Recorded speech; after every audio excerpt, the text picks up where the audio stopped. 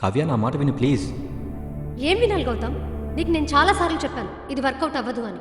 మా ఫ్రెండ్స్ అందరూ నన్ను క్వశ్చన్ చేస్తుంటే నాకేం చెప్పాలో అర్థం కావట్లేదు. అంటే ఏంటి ఇప్పుడు? నేను వచ్చి మీ ఫ్రెండ్స్ని కన్విన్స్ అయినా? అయినా నా గురించి క్లారిటీ రావాల్సింది నీకా వాళ్ళకా? స్టూపిడ్లా మాట్లాడకు గౌతమ్. క్లారిటీ రావాల్సింది నాకు కాదు, నీకు. నాకు కూడా గోల్స్ అండ్ డ్రీమ్స్ చాలా ఉన్నాయి. వాటి గురించి ఆలోచించినా లేకపోతే నీ గురించి టెన్షన్ తీసుకోనా? లాస్ట్ టైం అడుగుతున్నా గౌతమ్, నువ్వు నీ ప్యాషన్తో ఉంటావా లేక నేను చెప్పిన జాబ్కి వెళ్తావా? నీకు నీ గోల్స్ ఎంత ఇంపార్టెంటో నాకు నా ప్యాషన్ అంతే ఇంపార్టెంట్ కావ్య. ఓకే ఫైన్, నీ ఇష్టం.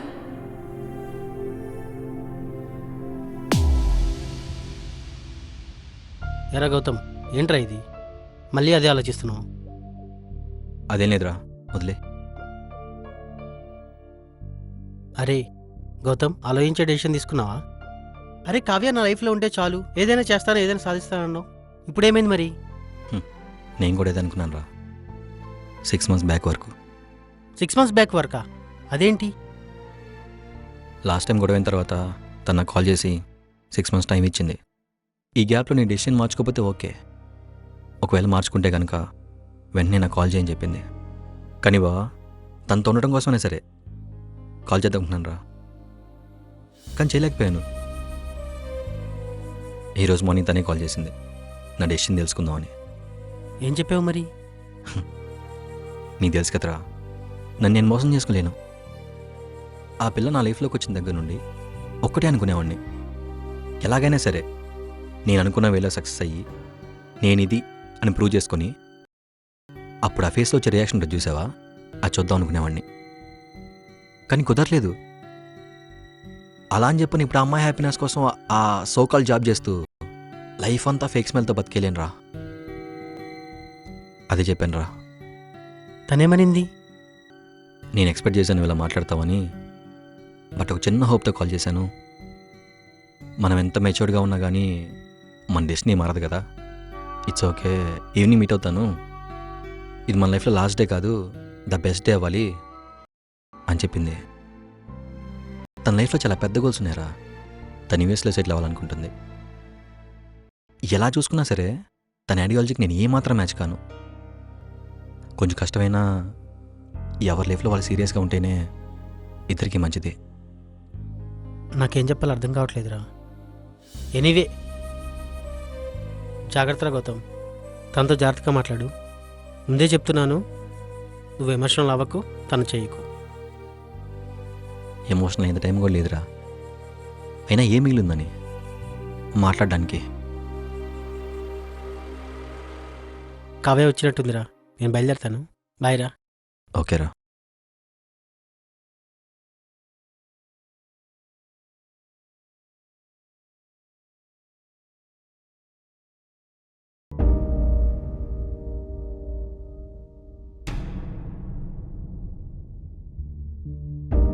గౌతమ్,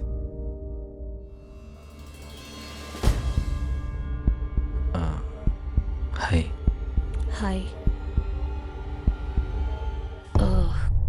కాల్ చేసి డిస్టర్బ్ చేశానా?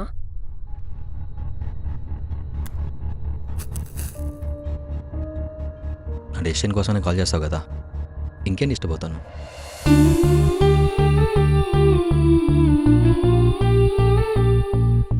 ఏమైంది? అంటే నువ్వు ఇంత క్లీన్ లుక్లో ఉంటావని ఎక్స్పెక్ట్ చేయలేదు. అసలు నీ రిక్వైర్మెంట్ ఏంది కావ్య? అడ్డగోలుగా జుట్టు పెంచేసుకొని ఎప్పుడో గుర్తొచ్చినప్పుడు 1 week 10 days స్నానం చేస్తూ ఒక క్వార్టర్ మందు కొట్టి నేనెంత మిస్ అవుతున్నానో ఎలా మిస్ అవుతున్నానో చెప్తే విందామని వచ్చావా? నీకేమైనా పిచ్చా? నేను అలా అనలేదు. నువ్వు అనింది ఎలా ఉందంటే, ఆల్రెడీ జరిగిపోయిన సిచ్యువేషన్ నుంచి బయటికి రాకుండా దానికి ఎడిక్టివ్గా ఉండాలి వీడు అనుకున్నామే అనిపిస్తుంది. గౌతమ్, ఆప్తావా? నేను ఫస్ట్లో నిన్ను మీట్ అయినప్పుడు నువ్వు ఎలా ఉండేవాడువో ఇప్పుడు అలా ఉన్నావంటున్నా. ఎప్పుడు చూసినా నెగిటివ్గా మాట్లాడతావు. ఏందో కావ్య, నీ నోటి నుండి ఏ మాట వచ్చినా అది నెగిటివ్ అని వినిపిస్తుంది. ఏంటి?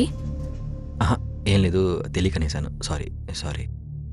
కావ్య, కూర్చొని మాట్లాడదామా? కాళ్ళు లాగేస్తున్నాయి.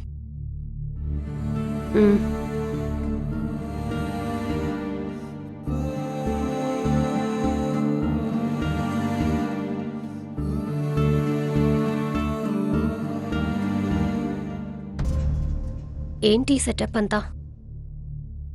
యాక్చువల్గా తనకు రీజన్ ఉంది. కొంచెం పోయిటికే చెప్పనా? అదే ఎప్పుడు చెప్తుంటా కదా. మ్, ఒకప్పుడు ఒక అమ్మాయి నా లైఫ్లోకి వస్తుంది అనే థాటే నాకు లేదు తెలుసా. కానీ కరెక్ట్గా 1 year బ్యాక్ నువ్వు వచ్చావు. నువ్వు వచ్చిన కొత్తలో ఏంటంటే నువ్వు, నీ కళ్ళు, నీ హెయిర్, ఇంకా నీ స్మైల్ కూడా అలా స్లో మోషన్లో కనిపించేవి. నీ చుట్టూ ఉన్న వెదర్ కూడా బాగా కోఆపరేట్ చేసేది. చూడ్డానికి ఫ్రేమ్ ఎంత కలర్ఫుల్గా ఉండేదంటే నేను దాన్ని బాగా ఫీల్ అయ్యాను కూడా. అదంటే నువ్వు వచ్చే ముందు కాబట్టి అంత న్యాచురల్గా వెళ్ళిపోయింది విజువల్. ఇప్పుడు అట్లా కాదుగా, ఇది వెళ్ళే ముందు కదా. సో అట్లీస్ట్ ఆర్టిఫిషియల్గానే ఉంటే బాగుంటుందని అలా సెట్ చేశా.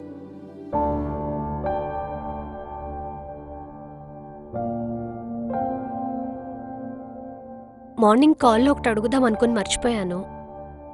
ఏంటది? అంటే ఏమీ లేదు. ఎన్ని రోజుల తర్వాత నీకు కాల్ చేసి ఎలా ఉన్నావు ఏంటి అని అడగకుండా ఏం డిసైడ్ చేసుకున్నావని అడిగాను కదా, నీకు కోపం రాలేదా?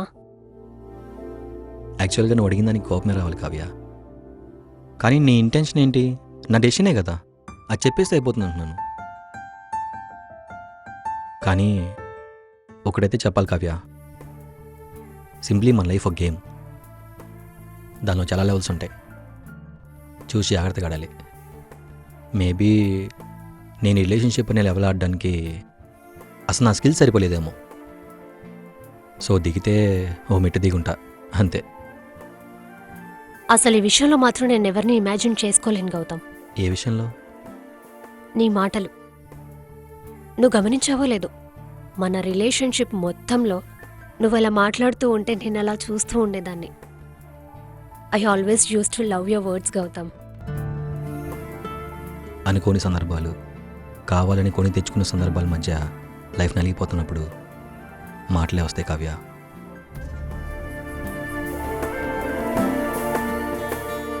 పోనీలే, గుడ్డి కన్ను కంటే మెల్లకన్నా నయమేగా. సో నాకంటూ ఒక మార్క్ అయితే ఉందంటావు. నీ మార్క్ అలానే ఉంది, ఉంటుంది కూడా. పరిచయమైన కొత్తలో చాలా ర్యాష్గా ఉండేవాడివి. మంచి సెన్స్ ఆఫ్ హ్యూమర్. నువ్వు జోక్ వెయ్యకపోయినా హ్యూమరస్గా నీ వైపు చూస్తే చాలు నవ్వొచ్చేసేది. కానీ ఇప్పుడలా కాదు. లోపల చిన్న భయం, ఏమైపోతావోనని. ఏమీ అయిపోను, కొంచెం నష్టపోతాను, కొంత సమయాన్ని, ఒక మనిషిని, నా మీద నేను పెట్టుకున్న ఎఫర్ట్స్ని, అంతే. ఇంకేమీ అయిపోను. నువ్వు భయపడకు కావ్య. ఒక పర్సన్ మన లైఫ్లోకి వచ్చినప్పుడు కొన్ని మార్పులు జరుగుతాయి. ఇన్ఫ్యాక్ట్ ఆ మార్పు కూడా ఆ పర్సన్కి ఇచ్చే వాల్యూని బట్టి ఉంటుంది. ఇంప్రెస్ చేయాలి, అటెన్షన్ గ్రాప్ చేయాలి. సింపుల్గా చెప్పాలంటే తన ఇంపార్టెన్స్ నేను అయిపోవాలి. అలా అవ్వలేనప్పుడే ఒక మనిషిలో మార్పు వస్తుంది. సిచ్యువేషన్ ఏదైనా కానీ మార్పు మంచిదే కదా. అది రిలేషన్ పరంగా ఓకే గౌతమ్, కానీ ఇదే మార్పు నీ కెరీర్కి యూజ్ అయ్యేలా చూసుకో. బిహేవియర్లో మార్పు వస్తే కెరియర్లో ఆటోమేటిక్గా వస్తుంది కావ్య. కానీ నేనున్న సిచ్యువేషన్కి కొంచెం టైం పడుతుంది. ఎందుకని? డిస్ట్రాక్షన్స్. నువ్వు ఇంకా ఇక్కడ ఉండిపోలేదు కావ్య, ట్రై చేస్తున్నాను మెల్లగా.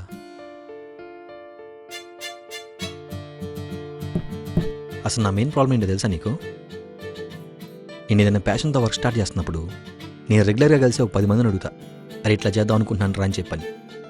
అందులో 7 నన్ను జోకర్లా చూస్తారు, నవ్వుతారు, జోకులు వేస్తారు, డిస్కరేజ్ చేస్తారు. కానీ వాళ్ళని ఎప్పుడు నేను సీరియస్గా తీసుకోలేదు. ఎందుకో తెలుసా? నన్ను సపోర్ట్ చేసే వాళ్ళు ఇంకా ఉన్నారన్న హోప్ తోటి. కానీ నా బ్యాడ్ లక్ ఏంటంటే ఇందాక మిగిలిన 3 ఉన్నారని చెప్పాను, గుర్తుందా? వాళ్ళలో నువ్వు ఉంటే బాగుంది అనుకున్నాను, కానీ నువ్వు లేవు. ఒకటి మా అమ్మ, ఇంకోటి ఇందాక వచ్చిన హరీష్ గాడు. వాళ్ళు ఎప్పుడూ నాకు చెప్పే మాట ఒకటే, నీ దగ్గర ఉన్నప్పుడు కాదు, పోగొట్టుకుంటున్నప్పుడు కూడా ధైర్యంగా ఉండాలని. గౌతమ్, నేను ఉండాలి, ఉంటాను అని అనుకున్నాను. నీతో ఉన్నంతసేపు హ్యాపీగా నవ్వుకొని మాటలు చెప్పుకొని ఎండ్ ఆఫ్ ద డే ఇంటికి వెళ్ళాక పీస్ఫుల్గా నిద్రపోతాను. ఆ రోజు చాలా బాగుంటుంది. కానీ కొన్నిసార్లు అలా కాదు. ఎక్కడో చిరాకు నా మీద చూపిస్తావు, కోప్పడతావు, నన్ను హర్ట్ చేస్తావు, నిన్ను నువ్వు హర్ట్ చేసుకుంటావు. అప్పుడు నిద్ర కాదు కదా, నాకు నైట్ అంతా పిచ్చెక్కిపోద్ది నీ సిగ్జాగ్ బిహేవియర్తో. నా బిహేవియర్తో నువ్వు ఎన్నిసార్లు సఫర్ అయ్యావో నాకు తెలుసు కావ్య. కానీ నేను హర్ట్ చేయడం నా ఉద్దేశం కాదు. మేబీ నా బిహేవియర్లోనే ప్రాబ్లం ఉండొచ్చు. కానీ ఈ విషయంలో మాత్రం నేను అస్సలు బ్లేమ్ చేయను కావ్య. నువ్వు నాతో ఉండాలి అనుకోవటం నా ఆశ. కానీ నువ్వు ఎలా ఉండాలనుకునేది నీ ఇష్టం, అనేది నీ ఓన్ రైట్ కూడా.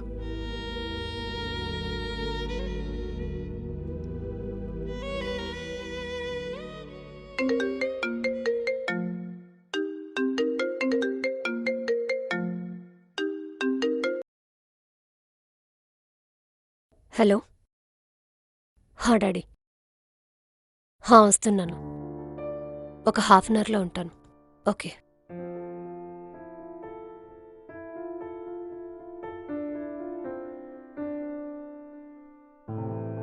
నేను వెళ్ళాలి గౌతమ్.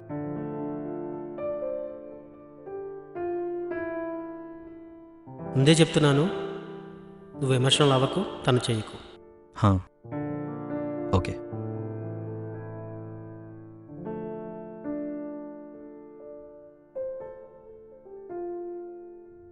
గౌతమ్, ఒక విషయం. నీ వర్క్ ఎవరో చూడరు, నీ రిజల్టే చూస్తారు. మేబీ నీ వర్క్ ప్రోగ్రెస్ చూడడానికి నేను దగ్గరుండకపోవచ్చు, but end of the day నీ సక్సెస్ కోసం నేను డెఫినెట్గా వెయిట్ చేస్తాను.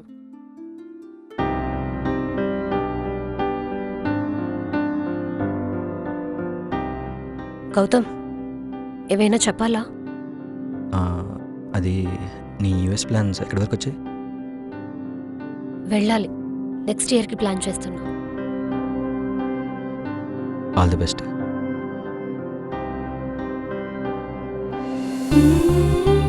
నీకు కూడా.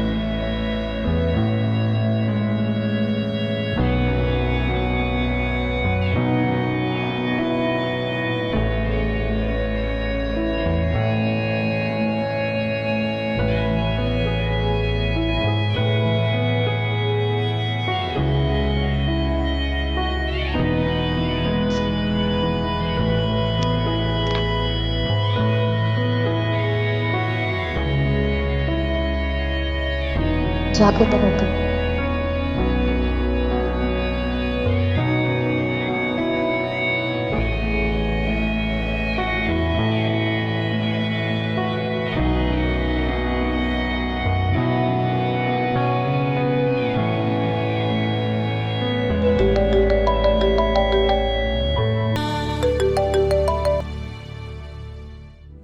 హలో గౌతమ్, తిన్నావా నాన్న? మ్, తిన్నానమ్మా. ఏంట్రా డల్గా ఉన్నావు? అరే నాన్న, దేని గురించి ఎక్కువ ఆలోచించొద్దురా. ఏది ఎప్పుడు ఎలా జరగాలో అలాగే జరుగుతుంది. ముందు మనసు ప్రశాంతంగా ఉంచుకో. ఆలోచనలు వస్తాయి, కొంచెం కష్టమే, కాదంటం లేదు. కానీ దేనికైనా ఒక లిమిట్ ఉంటుంది. సరే మరి, ఉంటాను. జాగ్రత్త గౌతమ్.